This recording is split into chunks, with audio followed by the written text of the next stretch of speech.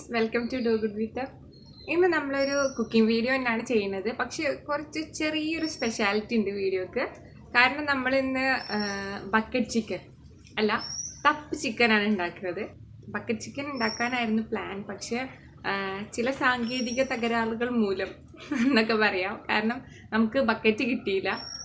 Bucket കിട്ടി, അലൂമിനിയത്തിൻ്റെ ബക്കറ്റാണ് നമുക്ക് കിട്ടിയത്. അപ്പം അയണിൻ്റെ ഇരുമ്പ് ബക്കറ്റ് നമുക്ക് കിട്ടിയില്ല. അപ്പം അലൂമിനിയത്തിൻ്റെ ബക്കറ്റിൽ ഉണ്ടാക്കിയാൽ ഉള്ള ചില പ്രോബ്ലംസൊക്കെ ചില നമ്മളെ വീട്ടിലുള്ള മുതിർന്ന ആളുകളൊക്കെ പറഞ്ഞു. വേണ്ടാന്ന് വെച്ചു. അപ്പോൾ അയണിൻ്റെ ബക്കറ്റിന് വേണ്ടി കുറച്ചൊന്ന് തിരച്ചിൽ നടത്തി. പക്ഷെ അതും കിട്ടിയില്ല. പകരം നമുക്കൊരു അയണിൻ്റെ തപ്പ് കിട്ടി. അപ്പോൾ നമ്മൾ തപ്പ് ചിക്കൻ ഉണ്ടാക്കാമെന്ന് വിചാരിച്ചു. അങ്ങനെ നമ്മൾ ഇന്ന് തപ്പ് ചിക്കൻ ഉണ്ടാക്കാൻ പോവാണ്. പക്ഷെ ഞാനല്ല ചെയ്യുന്നത്. ചിക്കനുള്ള മസാല ഒക്കെ ഫുൾ സംഭവങ്ങളും നമ്മൾ ആക്കുവാണ് ചെയ്യുന്നത്. അപ്പം വീഡിയോയിലേക്ക് കിടക്കുന്നതിന് മുന്നേ നമ്മുടെ ചാനലോ വീഡിയോ ഏതെങ്കിലും ആദ്യമായിട്ടാണ് കാണുന്നതെങ്കിൽ വീഡിയോ ഇഷ്ടപ്പെട്ടിട്ടുണ്ടെങ്കിൽ ഒന്ന് ലൈക്ക് ചെയ്യുക. പിന്നെ എന്തെങ്കിലും അഭിപ്രായങ്ങളോ എന്തെങ്കിലും സജഷൻസ് ഒക്കെ ഉണ്ടെങ്കിൽ കമൻറ്റ് ചെയ്യുക. പിന്നെ ഷെയർ ചെയ്യണം. നിങ്ങൾ നിങ്ങളുടെ ഫ്രണ്ട്സിനും ഫാമിലിക്കൊക്കെ ഷെയർ ചെയ്യണം. അപ്പം നമ്മുടെ ഈ ചെറിയ ചാനലൊന്ന് വലുതാക്കാൻ വേണ്ടി നിങ്ങൾ സബ്സ്ക്രൈബ് ചെയ്ത് സപ്പോർട്ടും ചെയ്യണം. അപ്പോൾ എന്തായാലും നമുക്ക് വീഡിയോയിലേക്ക് കിടക്കാം. അപ്പോൾ നമുക്കിവിടെ 2 ചിക്കനാണുള്ളത്. ആക്ക് പോയിട്ട് വാങ്ങിച്ചു വന്നതാണ്. വലുതാണെങ്കിൽ ഒറ്റൊന്ന് ചെയ്യാമെന്നായിരുന്നു വിചാരിച്ചത്. പക്ഷേ ഇത് 1 കിലോയും കുറച്ചുമാണുള്ളത്. അപ്പോൾ ചെറുതായതുകൊണ്ട് 2 എണ്ണം ചെയ്യാമെന്ന് വിചാരിച്ചു. കാരണം ഇനി ഒന്നായാലും ഇനി തികയാതായാലോ വിചാരിച്ചിട്ടാണ് അങ്ങനെ ചെയ്തത്. അപ്പോൾ നമുക്ക് ചിക്കനൊക്കെ നന്നായിട്ട് കഴുകിയെടുക്കാം. നമ്മൾ ഇതിൻ്റെ ഉള്ളൊക്കെ ഒന്ന് വൃത്തിയാക്കി എടുക്കണം. കാരണം ഉള്ളിലേക്ക് കാണാൻ പറ്റാത്തതുകൊണ്ട് നമ്മൾ നല്ലോണം കൈ ഉപയോഗിച്ചിട്ട് ഉള്ളൊക്കെ വൃത്തിയാക്കി എടുക്കുക. അപ്പോൾ ചിക്കനെ നമുക്കൊന്ന് കുളിപ്പിച്ച് കുട്ടപ്പന്മാരാക്കി എടുക്കുക. അപ്പോൾ ഇതാ 2 ചിക്കന് നന്നായിട്ട് കഴുകി വൃത്തിയാക്കിയിട്ടുണ്ട്. ഇനി ഇതിനൊന്ന് നമുക്ക് വരയണം. അപ്പം വരഞ്ഞാൽ മാത്രമേ നമ്മുടെ മസാലകളൊക്കെ ഉള്ളിലേക്ക് നന്നായിട്ട് പിടിക്കുകയുള്ളൂ. ഇപ്പോൾ 2 എണ്ണം നമ്മൾ വരട്ട് കഴിഞ്ഞിട്ടുണ്ട്. ഇനി നമുക്കിതിലേക്ക് മസാല തേക്കണം. മസാല ഉണ്ടാക്കുന്നത് ആക്കുവാണ്.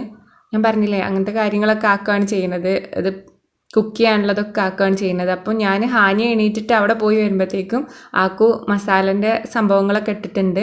ഇതിലുള്ളത് ഒരു 4 ടേബിൾ സ്പൂൺ ചില്ലി ഫ്ലാക്സ്, പിന്നെ ഒരു 3 ടേബിൾ സ്പൂൺ മുളക് പൊടി, പിന്നെ കുറച്ച് ആവശ്യത്തിനുള്ള ഉപ്പ്, പിന്നെ 1 ടേബിൾ സ്പൂൺ കുരുമുളക് പൊടി, പിന്നെ 1 ടേബിൾ സ്പൂൺ വലിയ ജീരകത്തിൻ്റെ പൊടി, അതായത് പെരിഞ്ജീരകത്തിൻ്റെ പൊടി, 1 ടീസ്പൂൺ ഫുള്ള് മഞ്ഞൾപ്പൊടി, പിന്നെ നമ്മൾ മല്ലിപ്പൊടി ഇട്ടിട്ടുണ്ട്. ഒരു 2.5 ടേബിൾ സ്പൂൺ മല്ലിപ്പൊടി ഇട്ടിട്ടുണ്ട്. ഒരു 1.5 നാരങ്ങ ഫുള്ളായിട്ട് അതിലേക്ക് പിഴിഞ്ഞിട്ടുണ്ട്, ചെറുനാരങ്ങ. പിന്നെ ബാക്കിയൊക്കെ വെളിച്ചെണ്ണ ഒഴിച്ചിട്ടാണ് നമ്മൾ ഇങ്ങനെ കുഴച്ചിട്ട് പേസ്റ്റ് രൂപത്തിലാക്കി എടുക്കുന്നത്. വെള്ളമൊന്നും തീരെ ചേർക്കണില്ല. അപ്പോൾ ഇത്രയും സാധനങ്ങളൊക്കെയാണ് ഇതിലിട്ടിട്ടുള്ളത്. അപ്പോൾ ആക്ക് ഫുള്ള് മസാലയൊക്കെ തേക്കാമെന്ന് പറഞ്ഞതായിരുന്നു. പിന്നെ എന്നെ പറഞ്ഞു താത്ത തേച്ചോളി മസാല എന്ന് പറഞ്ഞു. അപ്പോൾ ഞാൻ എന്താ ചോദിച്ചപ്പോൾ ആക്കുവിന് നന്നായിട്ട് കൈ എരിയുന്നുണ്ടായിരുന്നു. ഇത്രയും സ്പൈസി ആയിട്ടുള്ള സംഭവങ്ങൾ ഇട്ടിട്ട് ഇങ്ങനെ കുഴച്ച് കഴിഞ്ഞാൽ ആർക്കായാലും കൈ എരിയല്ലോ. അപ്പോൾ തീരെ അങ്ങനത്തെ പണികളൊന്നും എടുക്കാത്ത ആളുകളാകുമ്പോൾ നല്ലതായിട്ട് കൈ എരിയും. അപ്പം കയ്യിലായ മസാല അവിടെ ഉണ്ടായിരുന്ന ആ ചിക്കനിലൊക്കെ തേച്ചിട്ട് ആക്ക് പെട്ടെന്ന് കൈ കഴുകിയിട്ട് പോവാണ്. അത്രയും എരിയുന്നുണ്ട് പറഞ്ഞ്.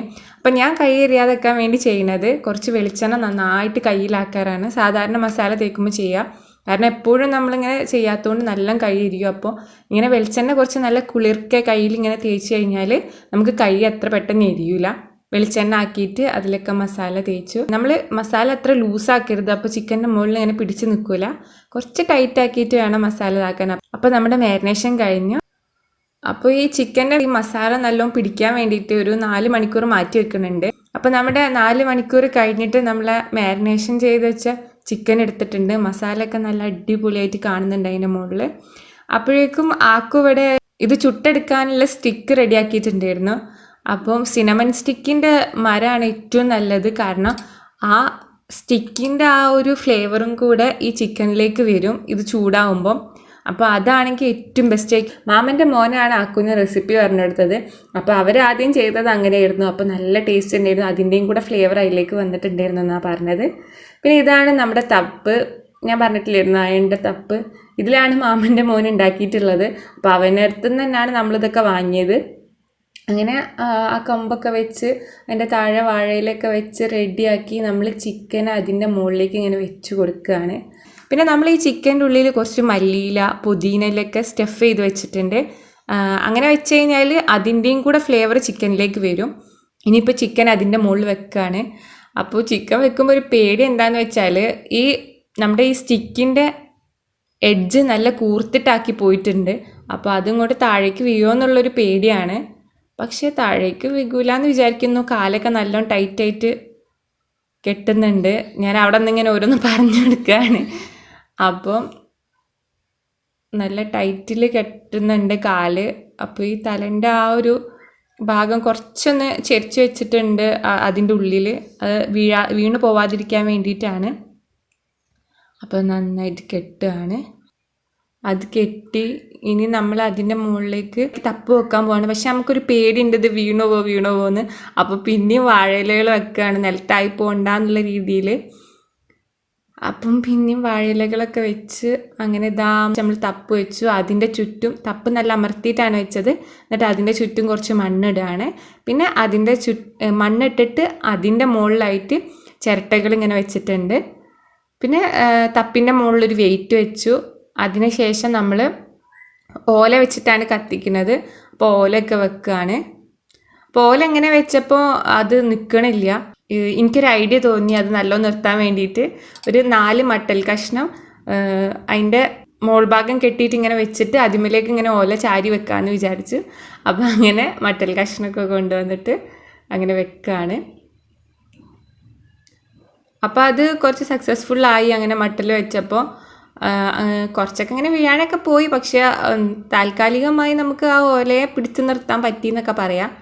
അങ്ങനെ വെച്ച് അങ്ങനെ അതിന് തീ കൊടുത്തിട്ടുണ്ട്.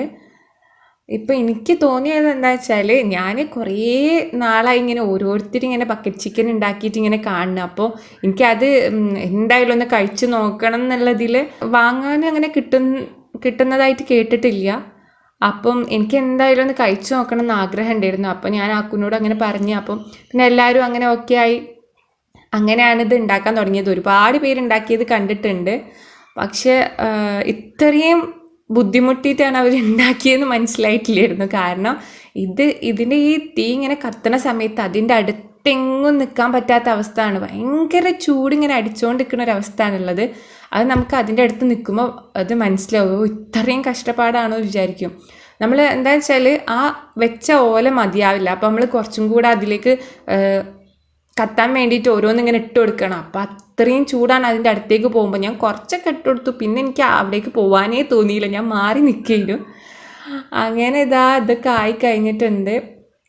അപ്പോൾ നമ്മളെ ചിക്കന് അധികമൊന്നും ആയിട്ടില്ല. നമ്മൾ വിചാരിച്ചതിനും ചിലപ്പോൾ കരിഞ്ഞു പോകുന്നു. പക്ഷേ അധികമൊന്നും ആയിട്ടില്ല.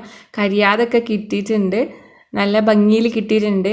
ഈ സ്ഥലത്ത് അധികം വെച്ച് കഴിഞ്ഞാൽ സ്മോക്കിൻ്റെ ഒരു സ്മെല്ലും ടേസ്റ്റൊക്കെ വരുമെന്ന് പറഞ്ഞു. അപ്പോൾ അതെടുക്കുകയാണ്.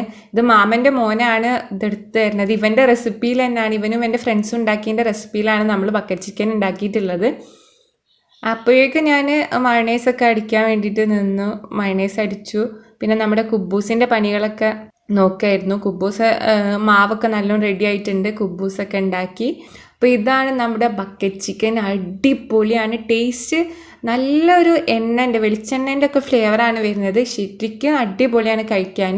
കുറച്ച് വ്യത്യസ്തമായൊരു ടേസ്റ്റാണ്. നല്ല ടേസ്റ്റ് ഉണ്ട് കഴിക്കാൻ. എല്ലാവരും ഒന്ന് ട്രൈ ചെയ്ത് നോക്കുക. വീഡിയോ എല്ലാവർക്കും ഇഷ്ടപ്പെട്ടിട്ടുണ്ടാവുമെന്ന് വിചാരിക്കുന്നു. ഇഷ്ടപ്പെട്ടിട്ടുണ്ടെങ്കിൽ നമ്മുടെ ചാനൽ ഒന്ന് സബ്സ്ക്രൈബ് ചെയ്യുക. സബ്സ്ക്രൈബ് ചെയ്യുമ്പം അതിൻ്റെ തൊട്ടടുത്തായിട്ടൊരു ബെല്ലൈക്കൺ വരും. ആ ബെല്ലൈക്കണും കൂടെ ഒന്ന് ക്ലിക്ക് ചെയ്യുക. അപ്പം നമ്മൾ ഇടുന്ന അടുത്ത വീഡിയോസൊക്കെ നിങ്ങൾക്ക് കിട്ടും.